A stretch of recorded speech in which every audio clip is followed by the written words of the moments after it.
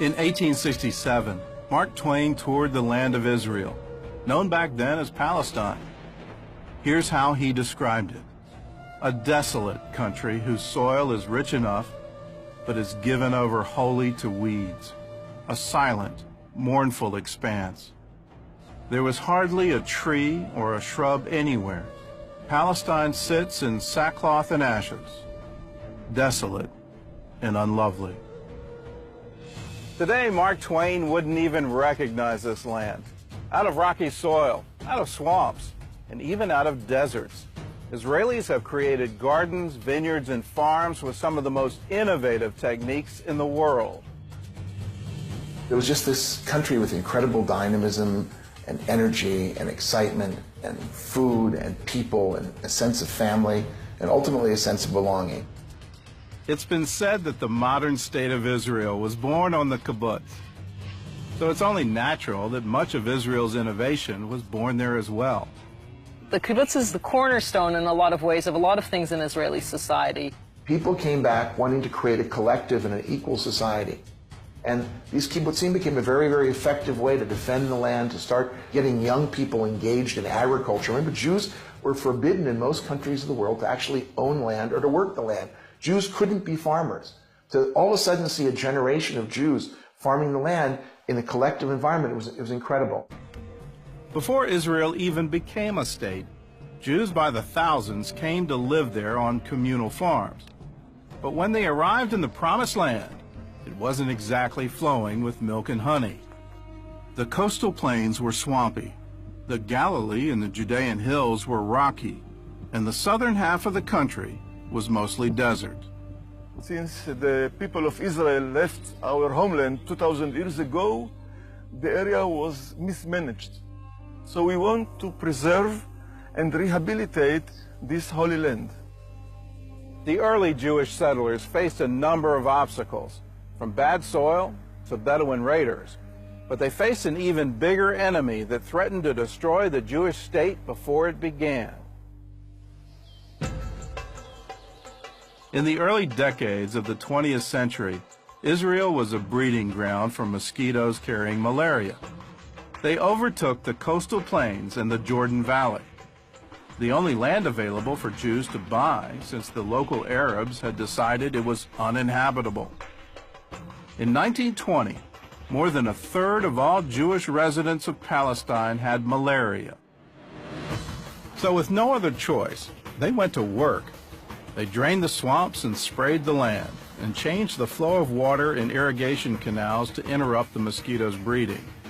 They were so successful that a commission from the League of Nations visited Palestine to learn what they did.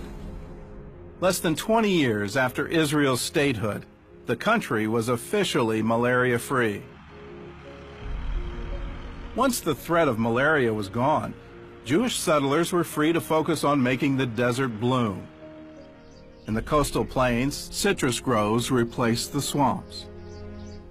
And the Jordan Valley, once the center of the malaria epidemic, now became the country's breadbasket. The Negev desert blossomed with newly planted forests and vineyards. And the Arava, once the most arid part of Israel, became the site of a flourishing vegetable industry. All of this was accomplished in the first 20 years of Israel's statehood. In that time, they more than doubled their standard of living. And now they're using their experience to help other countries. In the 1970s, they created a new breed of cherry tomato that's disease-resistant and has a longer shelf life. They also bred a new kind of potato that can be grown in hot, dry climates and irrigated by salt water. These vegetables are now being grown in dry countries like Jordan, Egypt, and Morocco. Israeli scientists not only found ways to grow more crops, they also found new ways to preserve them. Grain Pro cocoons provide an inexpensive way for farmers to keep their grain market fresh by keeping out water, air, and insects. The Israeli cocoons are being used in Africa, the Far East, and even Pakistan, a nation with no diplomatic ties to Israel. The kibbutz over time began to change. Israeli society began to change. became more capitalistic, became more focused on free enterprise and entrepreneurship and the individual taking responsibility for himself and therefore benefiting the overall society. There have been many very exciting companies that have been built in kibbutzim. One of those companies is now doing business around the world. If you went to the average Israeli 10, 12 years ago and said to them organic, they wouldn't have a clue what you were talking about. Here we've been doing organic farming for over 40 years. Kibbutz Sde Eliyahu was founded by German refugees in 1934, and many of their early members were survivors of the Holocaust. The biggest problem that we had when we started the organic was, what do you do if you're not using chemicals? How do you get rid of the pests? Their answer was to fight bugs with more bugs. Every single thing in nature has a natural enemy. What eats or what attacks these pests that are attacking our crops? They started breeding different insects in the bomb shelter of the kibbutz. The idea was to breed predators to destroy the pests that ate their crops. The result was a new company called BioBee.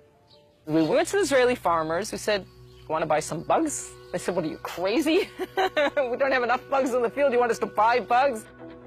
Eventually, they won over farmers in Israel and in 32 other countries as well. In California, 60% of the strawberry fields are treated with products from BioBee. The company also found a way to deal with one of the region's most devastating insects, the Mediterranean fruit fly. We take the males of the species and we sterilize them. And then we release the sterile males into the environment. There's no future generation, and slowly, slowly, we lower the population without using harmful chemicals. They also solved another agricultural problem: how to pollinate greenhouse plants. The classic example we like to give is tomato plants. Tomato plants in nature, in the fields, are pollinated by the wind. In Israel, the majority of our tomatoes are not grown in the fields. They're grown in greenhouses. And in greenhouse, in a climate-controlled environment, you don't have that wind. You don't have the natural pollination. We had to find other methods of pollination. Their solution was to breed bumblebees. They collect pollen for food. They have to go and work even in cold weather conditions. They don't have stores of honey in the hive. They have to go and work. We're saving the farmer money because instead of paying people, the bees are doing the work. And the bees, unlike people, they don't miss a single flower. So once the farmers started using the bees for pollination, the yield of the tomato crops increased by 25%. In Hebrew we say, Ma rabu ma'asech Elokim, how great and wonderful are creations, God. And this really shows that every single thing has a reason. There's a purpose for everything, these tiny little things, and look how much good they do for us, for the world, for the farmers, for the environment. It's really, really amazing. Farmers at Sde Eliyahu not only targeted insects, they also found a creative way to get rid of rodents as well. What we used to do is basically used to take poison in a bottle, in a teaspoon, and somebody's job was to walk up and down the rows, and every time they saw a mouse hole, to take a teaspoon of poison and throw it down the hole. Now, obviously that's not ecologically friendly. On top of that, if it rains or if we irrigate our fields, all that poison is going in the ground.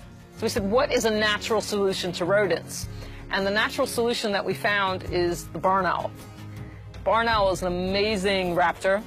2 owls can capture an average of 2,000 to 5,000 mice a year. Okay, that's a lot of rodents. There was just one problem with the owls. They fly away. And one of the places they would fly to is Jordan, which is very close by. In Jordan, they were shooting them. In Arab folklore, the barn owl is a harbinger of death. And they're very superstitious about barn owls. So they see in a barn owl, they shoot it. So very simply, we went to Jordan, and we invited the Jordanian farmers to come to Sde Eliyahu to see what we were doing here. This was over 20 years ago. And today we have over 2,600 nesting boxes across the country. The numbers keep growing. But also it's become a wonderful program of regional cooperation, also with Jordan, also with the Palestinian Authority. This has been amazing, amazing success story. We tell the people it's not the dove bringing peace anymore to the Middle East, it's the barn owl. We're a light unto the nations, we're supposed to be anyway. If we want to really save the environment, if we really want to help the world, then we can't keep these things to ourselves. We have to share these things. We have to share this knowledge. And I think by helping others, we're helping ourselves as well.